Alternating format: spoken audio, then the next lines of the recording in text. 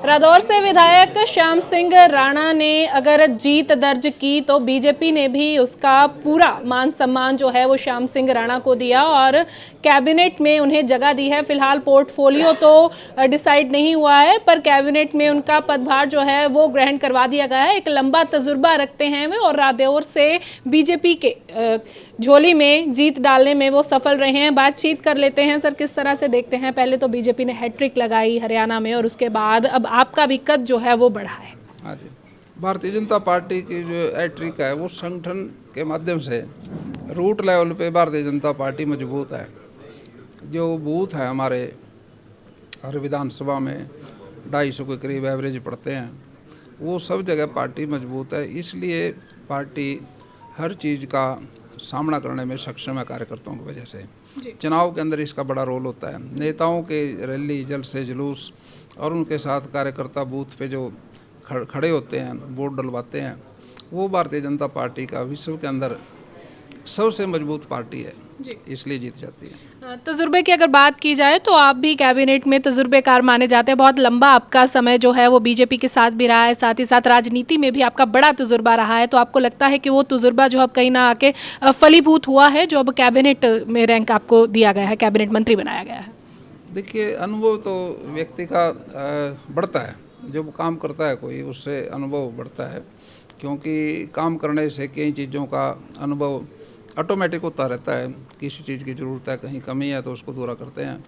जो चुनाव लड़ते हैं, जो चुनाव हारते भी हैं, वो भी सीखते हैं और उसकी वजह से फिर अगली बार कोई ऐसी गलती ना हो जो पीछे हुई, तो अच्छा काम करके वो धीरे धीरे करके मजबूत हो जाते हैं। पार्टी का भी उससे फ़ायदा होता है, अनुभव ज़्यादा हो जाता है कार्यकर्ता का चुनाव में। मैं समझता हूँ भी भारतीय जनता पार्टी के जो लोग हैं वो काफ़ी सुदृढ़ हैं, काफ़ी मजबूत हैं। इसलिए भी कैंडिडेट इस बार मैं समझता हूँ भी 100% तो चलो मैं नहीं कह सकता, लेकिन काफ़ी रिजल्ट अच्छा रहा कैंडिडेटों की तरफ से, ये भी एक कारण है।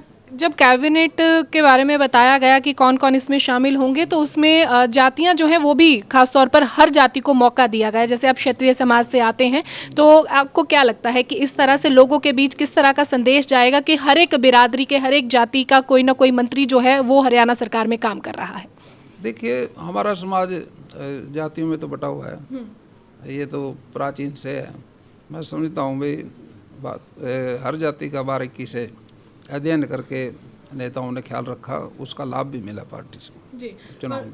पोर्टफोलियो की अगर बात की जाए तो फिलहाल अभी तक बताए नहीं गए हैं, पर अगर आपको चाहिए हो तो कौन सा विभाग लेना पसंद करेंगे? नहीं, देखिए, वो तो पार्टी की समझ की बात है। जो भी पोर्टफोलियो मिलेगा उसको अच्छी तरह से उसमें लगन से काम करेंगे, समय देंगे पूरा और उसको पूरी तरह से कामयाब करेंगे। एक कांग्रेस के बारे में भी जानना चाहेंगे। एग्जिट पोल तक उनके हक में आए थे, पर कहीं ना कहीं भाजपा जो है वो बाजी मार कर ले गई है। तो किस तरह से देखते हैं नतीजों को? देखिए, जो सर्वे होता है ना, वो बोलने वाले लोगों को होता है ज़्यादा। जो लोग बोलते हैं, जो लोग चुप हैं, जो बोलते ही नहीं, उनका तो सर्वे नहीं हो पाता। इसलिए पार्टी की जो नीतियाँ थी, नो खर्ची नो पर्ची वाली, जिन परिवारों को फ़ायदा हुआ उनके मन में ये बात थी भाई चुपचाप वोट दी जाए भारतीय जनता पार्टी को, क्योंकि जो लोग बोलते हैं वो बड़े मार्शल टाइप तो लोग बोल जाते हैं, गरीब जनता नहीं बोलती। और गरीब जनता का जो फ़ायदा हुआ, मोदी जी ने जो किया, मनोहर लाल जी ने जो किया, नायब सैनी जी ने जो किया, वो आम गरीब जनता का फ़ायदा किया। वो सारा वोटर बीजेपी की तरफ था जी, इसलिए जीत गए। ठीक है, आखिरी सवाल मैं आपसे लूँगी। आज कैबिनेट की भी बैठक हुई है, क्या कुछ खास रहा इस मीटिंग में? उसमें तो ये जो कैबिनेट में तो एक तो हमारा शपथ हो गई अब 23 तारीख को, ठीक है। और जो किसानों की मंडियों में जो फसलें हैं MSP रेट पे ख़रीदने की बात चली, भाई किसी की फसल ना रह जाए। वो पूरा प्रदेश जो हरियाणा प्रदेश है, एक पहला प्रदेश है जो किसानों की सारी फसलें MSP पे खरीद रहा। और मैं चाहूँगा अभी जो 37 प्रदेश हैं दूसरे, वो भी इस पे राह पे चलें, तो उससे किसानों को बहुत फ़ायदा हो जाएगा। अगर पंजाब उस लाइन पे चल जाए जिस पे हरियाणा, तो ये जो बॉर्डर पे बैठे हैं ना लोग, ये अपने आप उठ जाएंगे। बहुत बहुत शुक्रिया बात करने के लिए। तो ये थे हमारे साथ श्याम सिंह राणा जो कि कैबिनेट मंत्री हैं और इन्होंने साफ तौर पर कहा कि पोर्टफोलियो जो है वो हाईकमान का मुद्दा रहेगा, बाकी कैबिनेट में किस तरह से पहुंचे, इनका संघर्ष कैसा रहा उसके बारे में भी इन्होंने बात की है। वीडियो जर्नलिस्ट नितिन के साथ लिविंग इंडिया के लिए चंडीगढ़ से हरसिमरत। धन्यवाद।